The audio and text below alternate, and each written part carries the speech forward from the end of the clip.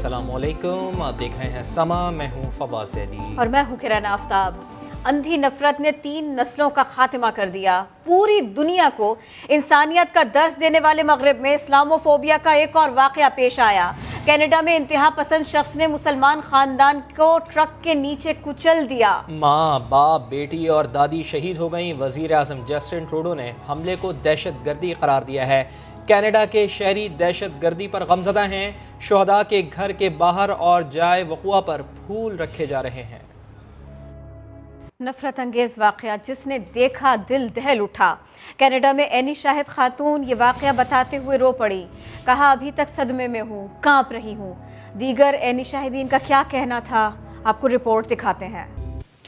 मगरिब में बढ़ता हुआ इस्लामोफोबिया तशवीशनाक है। वजीर खारजा शाह महमूद कुरैशी ने कनाडा हमले पर बात करते हुए कहा, जस्टिन ट्रूडो को भी वैसा ही किरदार अदा करना चाहिए जैसा न्यूजीलैंड की वजीर आजम ने किया था। उन्होंने शोहदा के लवाहिकीन को पाकिस्तान में तदफीन के लिए मदद की पेशकश भी की।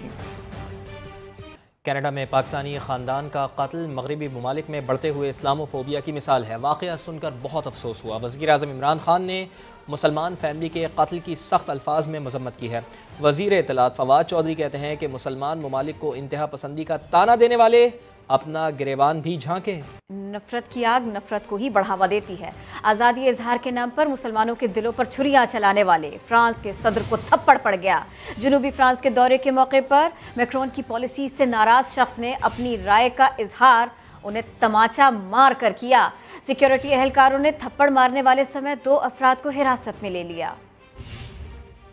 उधर बरतानिया में भी मुसलमानों से नफरत का एक और वाक़या पेश आया है। बर्मिंघम के नवाही इलाके में पाकिस्तानी निशाद मुसलमान फैमिली को 2 बरतानवी नौजवानों ने जान से मारने की धमकियां दी और गालियां भी बकीं। फैमिली की शिकायत पर पुलिस ने दोनों नौजवानों को गिरफ्तार कर लिया है। चंद दिन पहले भी एक मुसलमान बच्चे को मारपीट के बाद कत्ल कर दिया गया था। तो बरतानिया में भी मुसलमानों से नफरत का वाक़या पेश आया है। बर्मिंघम के नवाही इलाके में पाकिस्तानी निशाद मुसलमान फैमिली को 2 बरतानवी नौजवानों ने जान से मारने की धमकियां दी और गालियां बकी। फैमिली की शिकायत पर पुलिस ने दोनों नौजवानों को गिरफ्तार कर लिया है। आपको याद दिला दें कि चंद दिन पहले भी एक मुसलमान बच्चे को मारपीट के बाद कत्ल कर दिया गया था। तो सूरत हाल तशवीशनाक है। दुनिया भर में इस्लामोफोबिया एक वबा बनती जा रही है। कनाडा में पेश आने वाले वाक़े के बाद मुस्लिम लाइव मैटर्स सोशल मीडिया पर टॉप ट्रेंड रहा। 2019 में न्यूजीलैंड में पेश आने वाली दहशतगर्दी हो या भारत में मुसलमानों की नस्ल कशी, ये वाक़यात मुसलमानों में तशवीश बढ़ा रहे हैं। इंतहाई अफसोसनाक वाक़या डहर की हादसा। ये क्यों हुआ, ट्रेन को हादसा कैसे पेश आया? इब्तिदाई रिपोर्ट वजीर रेलवे को भिजवा दी गई, जिसमें बताया गया कि अब ट्रैक की दाई पटरी का वेल्डिंग जॉइंट टूटने की वजह से मिल्लत एक्सप्रेस की बोगियां गिर गई।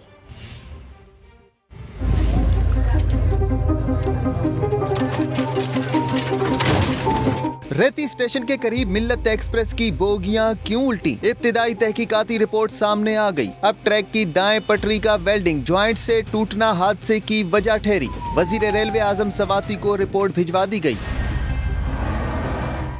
रिपोर्ट के मुताबिक जोड़ टूटने से मिल्लत एक्सप्रेस की बोगियां डाउन ट्रैक पर गिरी। इतने में सर सैयद एक्सप्रेस आन पहुंची और मिल्लत एक्सप्रेस की कोचिस से टकरा गई। सर सैयद एक्सप्रेस का इंजन और 4 कोचिस पटरी से गिर गयी।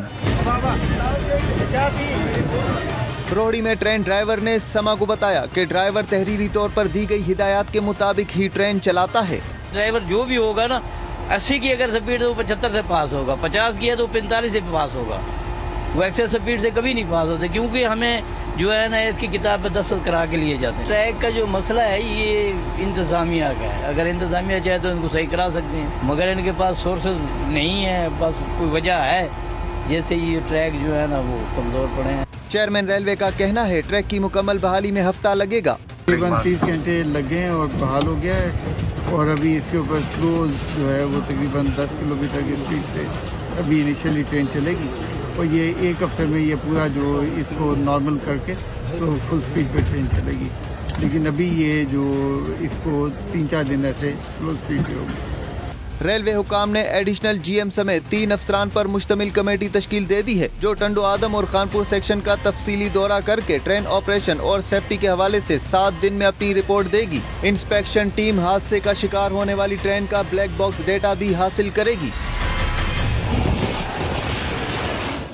कोई शादी में शरीक होने को निकला, कोई नाना नानी के साथ बड़ी खुशी से पंजाब जा रहा था कि हादसे का शिकार हो गया। मिल्लत एक्सप्रेस हादसे में दिल दहला देने वाली कहानियाँ सामने आई हैं। जाँ बाख अफराद की तादाद 63 हो चली है। 10 ज़ख्मी ज़िंदगी की जंग लड़ रहे हैं। ट्रेन के मुसाफिरों ने इंतज़ामिया पर गफलत का इल्ज़ाम भी लगाया। रेलवे हादसे में जाँ बहक बच्चियों का जिक्र किया तो वज़ीर रेलवे की आंखों में आंसू आ गए। आज़म स्वाति ने अस्पताल के दौरे पर मीडिया से गुफ्तगू में करप्ट अफसरान के खिलाफ जिहाद का ऐलान किया। कहा, इंसानी जानों से खेलने वालों को निशाने इबरत बना देंगे। सिग्नल सिस्टम पर 20 अरब रुपए लग चुके, लेकिन हम अब तक झंडियां ही हिला रहे हैं। 20 अरब रुपए की खतीर रकम मुल्क पाकिस्तान ने दी है और हमारे लोग उस चोरी के अंदर मुलव्वस थे। 12 साल उसके गुजर गए, सिग्नल अभी तक उसी तरीके से है, झंडी के ऊपर जो है हम दे रहे हैं। 30 साल तक मतवातर किसी ने ट्रैक पे कोई रुझान नहीं दिया। कौन जिम्मेदार है? मेरे पास 2 रास्ते हैं, जो मेन लाइन है वहीं से गुजर रही है। या तो मैं इस ट्रैक को खुद रिहेबिलिटेट करूं और या ML1 का इंतजार करूं। मैंने रात को भी प्राइम मिनिस्टर साहब को फिर बताया है, खुदारा अब इसका तदारक करना पड़ेगा और लाशें मैं बैसियत वजीर के कम अज कम इस हुकूमत में देखने के काबिल नहीं। ट्रेन हादसे के मजीद 3 ज़ख्मी दौरान इलाज दम तोड़ गए हैं, जिसके बाद जाँ बाख अफराद की तादाद 66 हो गई। अफसोसनाक वाक़या पेश आया था गुज़िश्ता रोज़ और अब इस हादसे के मजीद 3 ज़ख्मी दौरान इलाज दम तोड़ गए हैं, जिसके बाद जाँ बाख अफराद की तादाद 66 हो गई है। जाँ बाख अफराद में 19 ख़वातीन और 16 बच्चे भी शामिल हैं। रेलवे को फूंक मारकर 2-2.5 साल में ठीक नहीं किया जा सकता। नून लीग ने अपने दौर में ट्रैक की दुरुस्तगी के लिए काम क्यों नहीं किया? वजीर इत्तलाआत फवाद चौधरी ने सवाल उठा दिया। कहा, अपोजिशन की दोनों बड़ी जमातें इमरान खान दुश्मनी पर खुद को जिंदा रखना चाहती हैं। रेलवे जैसा इदारा है, आप उसको सिर्फ एक फूंक मार के 2 सालों में या 2.5 सालों में ठीक नहीं कर सकते। PMLN को जब सवाल करते हैं कि आप इतना तवील अरसा आप बरसर इक़्तिदार रहे, तो आपने इन ट्रैक्स के ऊपर पैसा क्यों नहीं लगाया? लग्जरी पॉलिसीज PMLN और पीपल्स पार्टी की हुकूमतों ने ली, उसके नतीजे में हमारे इदारे बिल्कुल तबाह बर्बाद हैं। PMLN और पीपल्स पार्टी तो बिल्कुल बच्चों की तरह आपस में लड़ रहे हैं। उनकी सियासत जो है बिखरती जा रही है। दोनों पार्टियां सिर्फ इमरान खान दुश्मनी के ऊपर खुद को जिंदा रखना चाह रही हैं। मईशत का और महंगाई का जो बयानिया था वो भी डूब गया है। बिल्कुल तैयार है उनके साथ मुज़ाकरात के लिए। अकाउंटेबिलिटी को आप जिद ना करें, वो अदालतें जाने और इदारे जाने और आप जाने। ये बदकिस्मती है कि जरदारी साहिबान जो है पीपल्स पार्टी जैसी बड़ी पार्टी को सिंधी कॉम्प्रेस पार्टी बनाने पे तुल गए। मुराद अली शाह साहब का PSDP पे बयान सुना, बिलावल साहब की पानी के ऊपर गुफ्तगू सुनी। सिंध के लोग तंग हैं इस सियासत से। पाकिस्तान के अंदर अमरीकी अड्डों का सवाल ही पैदा नहीं होता। मौजूदा हुकूमत के बरसर इक़्तिदार आने के बाद ड्रोन सर्विलेंस तक की जो सहूलत है वो भी ख़त्म की जा चुकी है। ये सारी बात रद्द की शाहिद खाकान अब्बासी ने और उन्होंने नालायकी और करप्शन को ट्रेन हादसे की वजह करार दे दिया। सवाल उठाया कि ट्रैक की मेंटेनेंस के पैसे कहाँ गए। एहसन इकबाल कहते हैं, हुकूमत ने सानहे को भी सियासत की दुकान बना रखा है और इन ट्रेन लाइन पर विफाक ने नहीं, सूबाई हुकूमत ने फंड्स खर्च किए थे।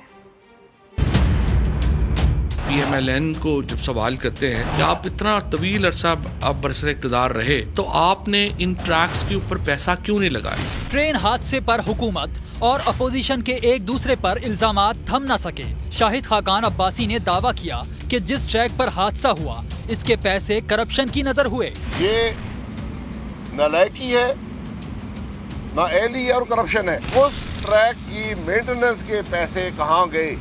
एहसन इकबाल का कहना था कि हुकूमत अपनी नाअहली का मलबा दूसरों पर गिरा रही है। हादसे को भी अपनी सियासत की दुकान बना रखा है। हैरान हूँ कि फवाद चौधरी साहब ने इस रेलवे के एक्सीडेंट का 1857 की जंग आज़ादी हारने से नाता क्यों नहीं जोड़ा? एहसन इकबाल ने फवाद चौधरी के दावे को भी मुस्तरद कर दिया। हुकूमत ने रेलवे के तरक्याती बजट में 2/3 कटौती कर दी। 300 अरब ऑरेंज लाइन पे लगाया, वो पंजाब हुकूमत ने अपने सूबाई बजट से लगाया। एहसन इकबाल ने कहा कि हुकूमत ने मुल्क को कर्जों में जकड़ दिया, लेकिन ईंट तक नहीं लगाई।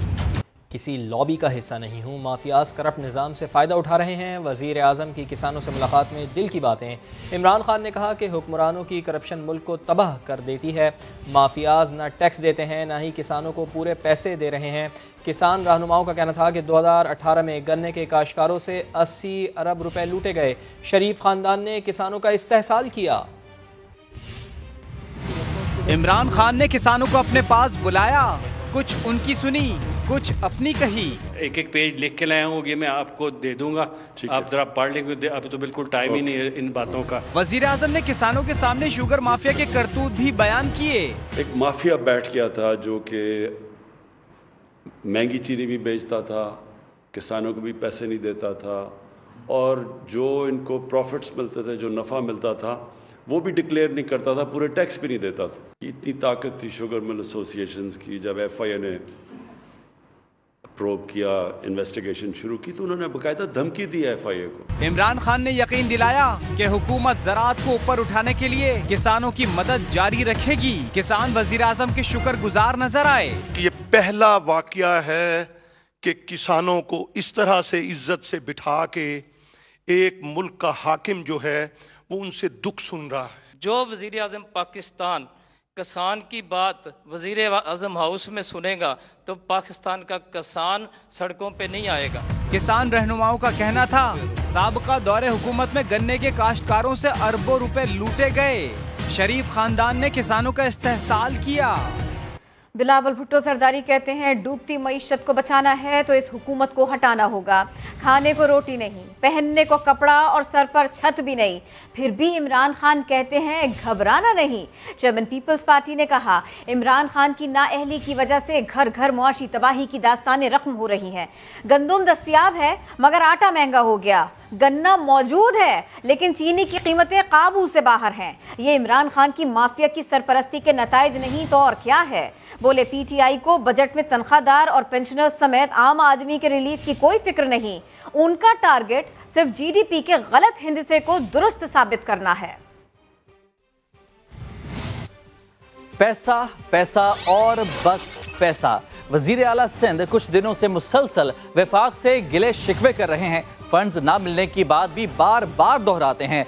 आज भी मुराद अली शाह वफाकी तरक्याती प्रोग्राम में सिंध का हिस्सा कम रखने पर सख्त नाराज नजर आए। कहा 2 पाकिस्तान ना बनाएं, सिंध इंफ्रास्ट्रक्चर डेवलपमेंट कंपनी को ईस्ट इंडिया कंपनी ना बनाया जाए।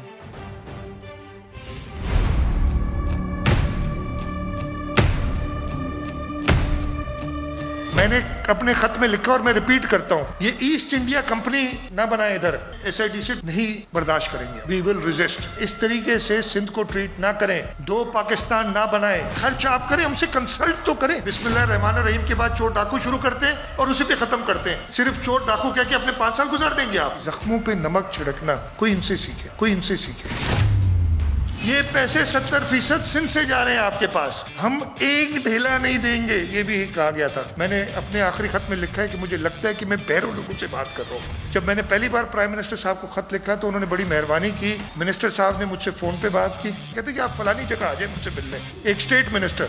मैंने कहा बहुत बहुत शुक्रिया भाई, रोड बना दो, मुझे आपकी शक्ल देखने का कोई शौक नहीं है, ये रोड बना दो। मैंने कहा प्राइम मिनिस्टर साहब ये आपके प्रोग्राम के नाम से चल रहा है कि प्राइम मिनिस्टर प्रोग्राम, अच्छा लग रहा है कि UC की सड़क बनाने के लिए आप प्राइम मिनिस्टर साहब दे रहे हैं कि फलानी ओताक पे मैं स्कीम बना रहा हूँ। किसी के मुंह से निकल गया उधर, क्योंकि क्या करें, हमें MPs MNAs का प्रेशर होता है, बजट पास भी कराना है ना भाई। पीपल्स पार्टी को वफाक में 4 और सिंध में 3 मरतबा हुकूमत मिली लेकिन 1 इंच मोटरवे नहीं बनाई गई। वफाकी वजीर बराए मनसूबाबंदी असद उमर ने वजीर आला के शिकवे पर जवाब दे दिया। वज़ीर आला साहब जो हैं वो 3 मुख्तलिफ शिकायत कर रहे थे कि सिंध के साथ सोतेला सलूक किया जा रहा है और सिंध को उतने तरक्याती मंसूबों का हिस्सा नहीं दिया जा रहा जितना सिंध का हक बनता है। 4 दफा वफाक में पीपल्स पार्टी की हुकूमत आई है, 6 दफा सूबे में हुकूमत आई है। 1 इंच मोटरवे का पाकिस्तान पीपल्स पार्टी ने नहीं बनाया सिंध के अंदर। तहरीके इंसाफ सखर मुल्तान 98 अरब रुपए के पेमेंट्स हमने किए हैं। हम वफाक की तरफ से अरबों नहीं 10 अरबों रुपए उसके पीछे लगाने के लिए तैयार हैं ताकि ये मंसूबा बन जाए। एक वक्त के अंदर 3 बड़े डैम्स के ऊपर काम हो रहा है, आज तक पहले कभी नहीं हुआ। दयामिर बादशाह, मोहम्मद दासू, 85 अरब रुपए तो हैं वो PSDP के अंदर इन डैम्स के लिए रखे गए हैं।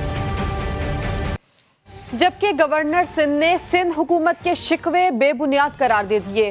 कराची में गुफ्तगू करते हुए कहा, विफाक को काम करने का मौका दें।